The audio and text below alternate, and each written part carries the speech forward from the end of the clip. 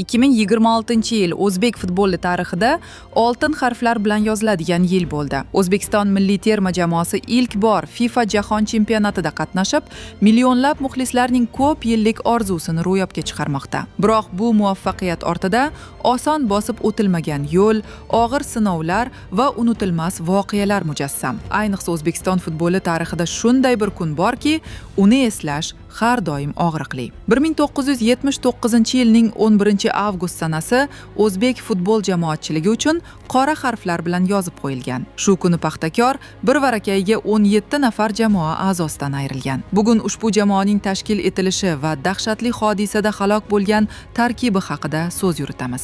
1956-yil Toshkentda tashkil etilgan Paxtakor qisqa fursat ichida xalqning sevimli jamoasiga aylandi. Dastlabki yillarni Paxtakorning oyoqqa turib olish davri bo'lib, qayd etilayotgan natijalar yildan yilga yaxshilanib bordi. 1960-yildan boshlab Paxtakor SSR Oliy Ligasida qatnashishga kirishdi.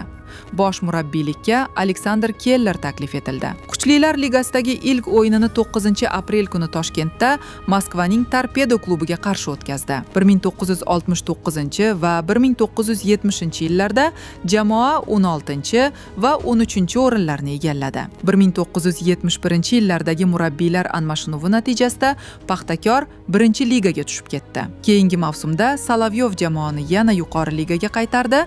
Abduraimov esa 34 ta gol bilan to'pirar bo'ldi. Ushbu davrda Krasnitskiy, Abduraimov, Pshenichnikov kabi o'yinchilar millionlab muxlislar mehrini qozonishdi. 1979-yilgi mavsumda jamoa Kachetkov boshchiligida start oldi.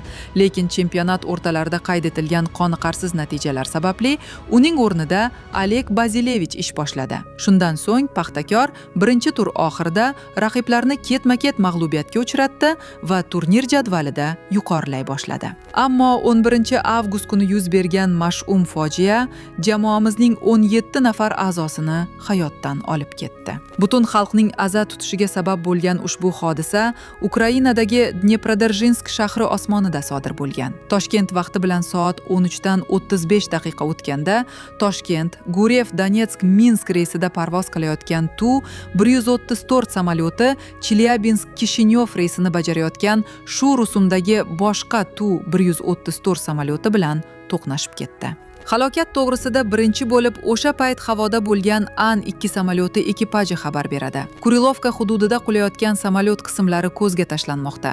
Menimcha, bu Tu-134 parchalari. Fojia yerdan 8400 metr balandlikda yuz berdi va 2 samolyot bortida bo'lgan umumiy 178 kishi halok bo'ldi. Ular orasida o'sha vaqtda o'zbek futbolining faxri hisoblangan Paxtakor tarkibi ham bor edi. Ushbu halokatdan juda ko'pchilik o'zini yo'qotib qo'ygandi. Chunki o'sha mavsumda Paxtakor ishonchli o'yin ko'rsatib, yuqori o'rinlardan joy egallashga haqli ekanligini isbotlab kelayotgandi. Hatto ba'zi mutaxassislar jamoaning yaqin yillar ichida Yevrokuboklarda o'ynashi mumkinligi to'g'risida taxmin qilayotgandi. O'shanda bizning eng yaxshi futbolchilarimiz dunyodan ko'z yumdi. Natijada butun bir avloddan ajralib qoldik. Samoda halok bo'lgan o'yinchi va jamoa a'zolari quyidagilardan iborat edi. Idgay Borisovich Tazitinov, murabbiy; Vladimir Vasilyevich Chumakov, shifokor; Mansur Inomjonovich Tolibjonov, ma'mur; futbolchilar: Mikhail An, Vladimir Fyodorov, Olim Ashirov, Ravil Agishev, Konstantin Bakanov, Yuriy Zagumenniks, Aleksandr Karchonov, Nikolay Kulikov, Vladimir Makarov, Sergey Pakatilov, Viktor Churkin, Sirajiddin Bozorov, Shuhrat Eshbotayev, Vladimir Sabirov.